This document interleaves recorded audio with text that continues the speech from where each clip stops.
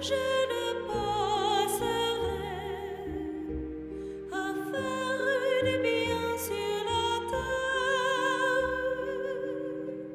Venez vous tous qui peinez sous le poids du fardeau.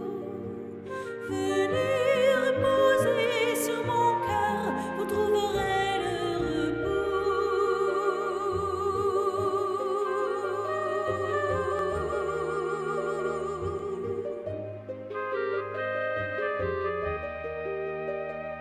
mon ciel, je ne passerai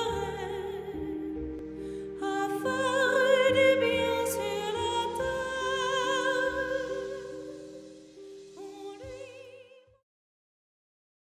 J'ai la chance d'avoir avec moi le père Emmanuel Schwab, recteur du sanctuaire de Lisieux, qui nous va parler de Sainte Thérèse de l'Enfant Jésus et de la Sainte Face. Une des choses que Sainte Thérèse peut nous apprendre à faire aujourd'hui, c'est apprendre à reconnaître la présence et l'action de Dieu et de Jésus dans notre vie. Et c'est très caractéristique chez elle. Elle repère la manière dont le Seigneur agit. Et je prends deux exemples caractéristiques dans sa vie. Le premier, c'est à la mort de Zélie, leur maman, quand Thérèse a 4 ans et demi. Ils reviennent des obsèques et la domestique de la maison, Louise, en voyant les 5 filles, et notamment les 2 plus petites, Céline qui a presque 8 ans et Thérèse qui a 4 ans et demi, s'écrie « Mes pauvres petites, vous n'avez plus de mère ». Alors Céline se jette dans les bras de la fille aînée, de la sœur aînée, Marie, en disant « C'est toi qui seras maman ». Et Thérèse dit « Moi je faisais toujours comme Céline », mais elle fait à sa manière et elle se jette dans les bras de la 2e fille de la maison, Pauline, qui a 1 an de moins que Marie, et elle dit « C'est toi qui seras maman ». Et en relisant cet événement, elle dit « Au jour où nous avions conduit au ciel notre mère, le bon Dieu voulut m'en donner une autre et il voulut que je la choisisse librement ». Cela veut dire que quand Thérèse relit sa vie, elle se dit « Mais là, le fait que j'ai pu avoir une 2e maman dans la personne de Pauline, ma grande sœur, eh bien ça c'est un cadeau de Dieu. Ça c'est l'action de Dieu dans ma vie. » Voilà. Et puis je prends un 2e exemple plus tard, que Thérèse va avoir 14 ans. Et Thérèse dit d'elle-même, et j'étais vraiment insupportable à cette époque. Après la mort de Zélie, sa maman, Thérèse est devenue hypersensible, elle pleure facilement, elle pleure pour un rien. Elle pleure, non pas pour un rien dans le fait d'avoir été privée de quelque chose, elle pleure quand elle a blessé quelqu'un, quand elle n'a pas fait aussi droitement qu'elle voudrait. Et ensuite elle pleure d'avoir pleuré, elle s'en veut de pleurer, etc. Elle n'arrive pas à s'en sortir. Pendant 10 ans, elle essaie vainement de s'en sortir.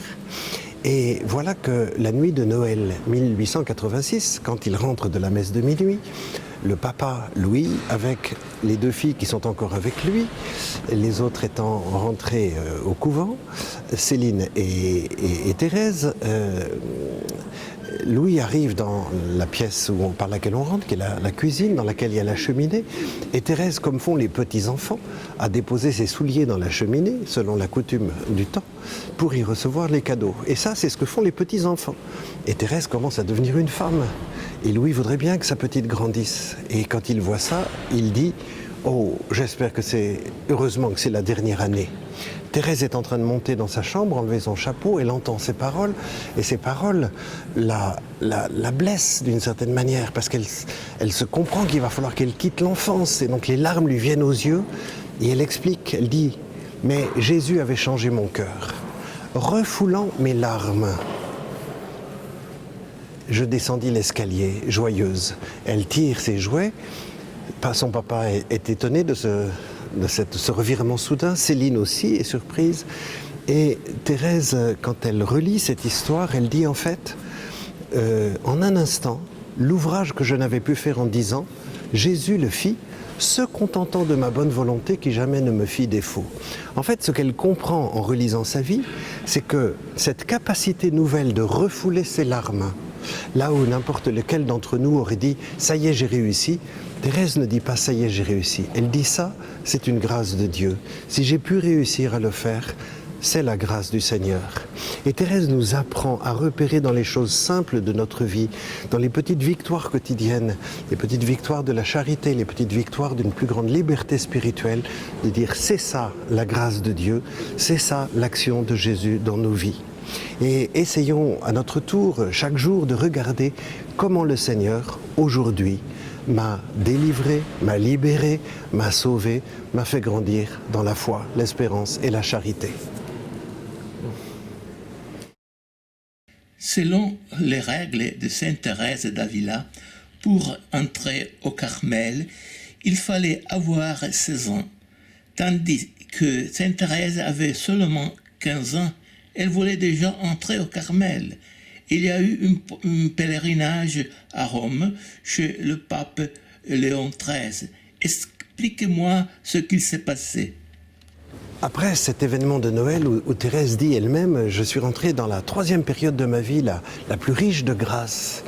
Et en même temps, dans cette grâce de Noël, Thérèse a reçu à l'intérieur d'elle-même le désir qu'elle ne connaissait pas avant, de cette manière-là, de contribuer avec Jésus à sauver les pécheurs. Et il se trouve que elle va très vite, au mois de juillet suivant, voir qu'il y a un événement dont parlent les journaux, qui est un criminel, Pranzini, qui a commis un abominable crime, un triple crime, et qui est condamné à mort et qui refuse toute assistance spirituelle. Et Thérèse le prend en charge dans sa prière, dans sa pénitence. Elle veut absolument sauver Pranzini des flammes de l'enfer, et elle va faire dire des messes pour lui, elle va prier pour lui, elle va faire des petits sacrifices qu'elle offre au Seigneur pour contribuer avec Jésus au salut de Pranzini. Et quand elle, en fait, ce qui l'a touché profondément, c'est au mois de juillet, quand elle est à la messe, à la cathédrale de Lisieux, où elle voit dans son missel une image de Jésus en croix, et elle se dit, mais au fond, le sang qui coule des plaies de Jésus, et qui est pour les pécheurs, mais qui est-ce qui vient le récolter? Qui est-ce qui vient l'apporter aux pécheurs? Elle dit, moi je vais me tenir là, entre Jésus et les pécheurs. Voilà, pour donner Jésus aux pécheurs, pour donner les pécheurs à Jésus, pour combler la soif de Jésus qui a soif des âmes, qui a soif des pauvres pécheurs. Et donc elle va porter Pranzini dans sa prière. Et quand elle va voir qu'au moment d'avoir la tête coupée, Pranzini va accepter d'embrasser le crucifix par 2 fois, elle dit, mais voilà, c'est un signe pour moi que ma prière a été entendue.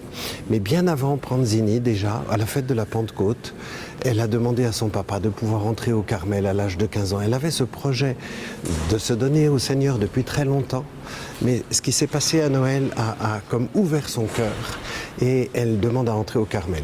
Ensuite, il y a l'oncle qu'il faut convaincre parce qu'il a autorité sur ses nièces depuis la mort de Zélie, et l'oncle est pas du tout favorable, et il va changer d'avis au mois d'octobre.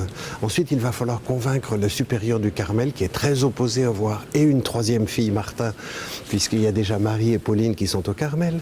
Il est très opposé à cause de l'âge aussi de Thérèse. Mais il dit, mais moi je suis que le représentant de l'évêque. Si l'évêque dit oui, alors on va à Bayeux rencontrer l'évêque, et l'évêque réserve sa réponse.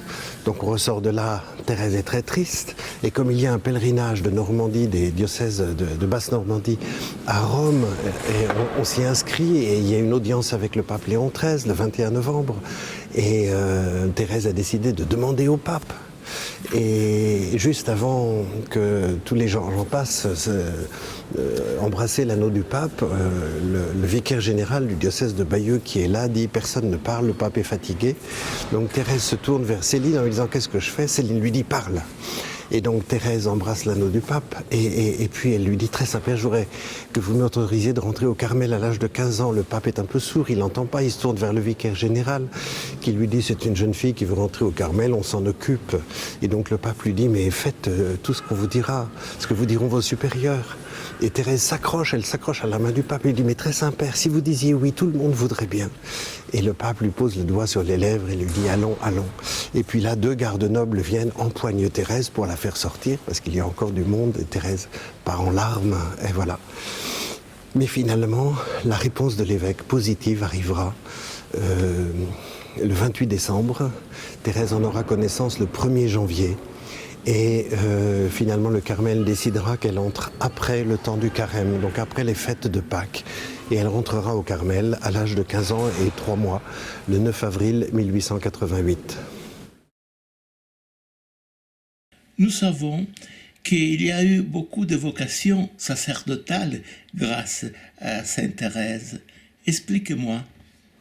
Lorsque Thérèse est au Carmel, sa prieure, qui est à l'époque Mère Agnès, sa grande sœur Pauline, a reçu une lettre d'un séminariste qui demande de pouvoir correspondre avec une religieuse du Carmel. Et elle choisit Thérèse. Elle lui confie ce séminariste avec qui elle correspond, l'abbé Bellière. Et puis, il va y avoir un changement de prieur, nouvelles élections.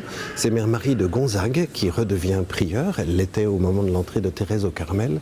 Et elle reçoit aussi une lettre d'un séminariste qui demande à pouvoir correspondre avec une sœur. Et elle choisit aussi Thérèse, sans savoir que Thérèse a déjà une correspondance de ce type. Et c'est le père Roulant. Et Thérèse lui dit, mais j'ai déjà quelqu'un. Elle lui dit, c'est pas grave, vous en aurez 2. Et donc Thérèse se retrouve à correspondre avec deux séminaristes, qui sont tous les deux d'ailleurs des missionnaires. Et nous avons une belle correspondance entre ces séminaristes et Thérèse, des lettres très riches de sens spirituel. Et à cause de cela, beaucoup de prêtres se sont confiés à l'intercession de Thérèse après sa mort. Beaucoup de prêtres ont trouvé chez Thérèse un élan missionnaire, un élan de prière aussi, qui les a confortés dans leur vocation et qui comptent sur le chemin de leur vocation.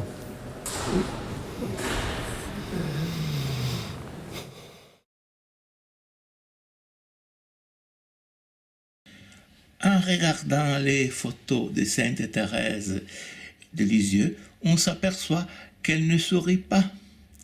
Pourquoi il y a le manque de sourire? Nous avons un certain nombre de photos de Thérèse et on peut s'étonner, alors que Thérèse avait la réputation d'être très souriante, que nous n'avons aucune photo de Thérèse avec un sourire. Celle où elle sourit le plus, il y en a 2. Il y a celle où elle est toute novice, elle est accrochée à la croix et on a l'impression que c'est un sourire de victoire, ça y est, j'y suis. Et l'autre très très beau sourire, c'est sur son lit de mort, où elle a un visage très paisible malgré les terribles souffrances qu'elle a vécues dans son agonie. Et pourquoi il n'y a pas de sourire sur les photos? C'est parce qu'à l'époque, on pose 9 secondes pour faire une photo. Et que tenir un sourire pendant 9 secondes, c'est difficile. Donc en général, ce sont des visages très posés.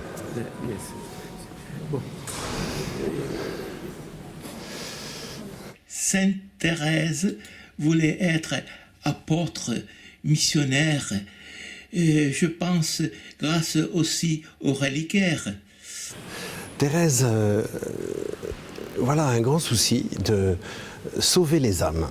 Voilà, c'est la grâce qu'elle reçoit dans cette nuit de Noël, de travailler avec Jésus au salut des âmes.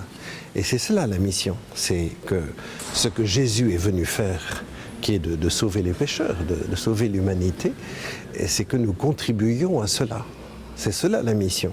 Et la manière dont Thérèse va y contribuer n'est pas de partir pour parler, mais de rester là dans ce Carmel pour porter dans la prière ceux qui partent, mais aussi pour coopérer avec Jésus. Il y a une manière très particulière dont elle coopère. Quand elle entre au Carmel, le Carmel, donc il y a 2 heures d'oraison par jour, en plus de la liturgie des heures, de la prière, des laudes, de la messe, des vêpres, etc. Il y a 2 heures d'oraison, 1 heure le matin, 1 heure en fin d'après-midi. Oraison silencieuse que les carmélites font ensemble, 1 heure de silence à chaque fois, pour adorer le Seigneur. Et ce que Thérèse vit dans ce moment-là, c'est une très grande sécheresse. C'est-à-dire qu'elle a le sentiment que le Seigneur n'est pas là, que le Seigneur ne parle pas, que le Seigneur est muet. Elle est comme devant un mur. Et elle interprète cela en disant « Jésus dort ». Et en disant « Jésus dort », elle se dit « Mais alors ça veut dire que chez moi, il a cette liberté de pouvoir se reposer ». Quand vous allez dîner chez quelqu'un, vous n'arrivez pas en disant « Excuse-moi, mais je suis fatigué, je vais me coucher ». Vous participez au repas qui vous a été offert. Et Thérèse vit cela en disant, mais si Jésus dort quand moi je l'accueille pour la prière, ça veut dire qu'il m'aime tellement qu'il a cette liberté-là. Et quelques années plus tard, elle va aider sa sœur Céline, qui est encore dans le monde, qui est dans une phase difficile, et elle lui explique une très belle lettre, la lettre 144, qui est absolument magnifique, où elle lui dit, mais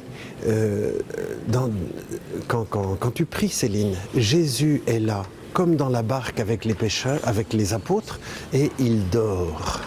Voilà.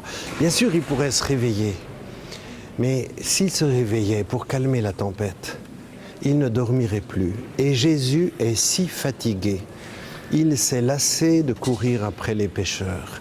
Et donc, cela signifie que la prière de Thérèse, c'est d'accueillir Jésus qui vient se reposer parce qu'il a parcouru le monde à la recherche de la brebis perdue. Et donc, sa prière, apparemment très sèche, est vraiment très missionnaire, puisqu'elle est avec Jésus, un peu comme une base arrière où Jésus revient.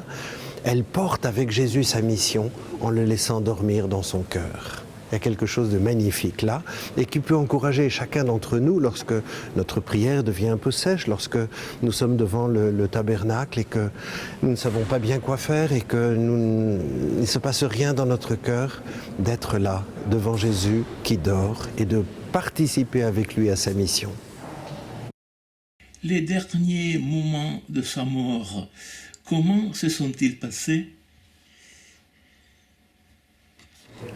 Les dernières semaines et les derniers jours de la vie de Thérèse sont très contrastés. Elle souffre beaucoup de la tuberculose, elle meurt par étouffement, elle a des quintes de tout terribles, elle souffre vraiment. Et elle souffre au point de dire « je ne pensais pas qu'on pouvait souffrir autant ». Et elle souffre au point de dire « ne laissez pas des médicaments violents à la portée des malades. Il suffirait d'un rien de temps pour les prendre et se donner la mort ». Et Thérèse ne veut pas se donner la mort, parce qu'elle a toujours une très grande confiance dans le Seigneur, même si elle vit intérieurement des sortes de ténèbres. Et elle dit « mais je ne voudrais pas rentrer au ciel une seconde plus tôt que ce que le bon Dieu veut. Moi, ce que je veux, c'est ce que Dieu veut. » Et donc, elle s'abandonne vraiment à ce qui se passe. Et comme elle écrit ça au mois de... l'été qui précède sa mort, 1 ou 2 mois avant sa mort, elle écrit à sa sœur Léonie, voilà, le seul bonheur sur la terre, c'est de trouver délicieuse la part que Jésus nous donne. Et elle vit cela instant après instant, c'est même pas jour après jour, c'est vraiment instant après instant. Et elle cherche à s'abandonner vraiment à ce qui se passe en disant « je fais confiance au Seigneur ». Les 2 derniers mots du manuscrit C et la fin d'Histoire d'une âme, c'est confiance et amour. Et c'est vraiment le résumé de la vie de Thérèse et le résumé de ce chemin ultime. Voilà, et ces derniers mots seront « Mon Dieu, je vous aime. Oh oui, je vous aime. » Je vous remercie beaucoup. Très bien. Bonjour.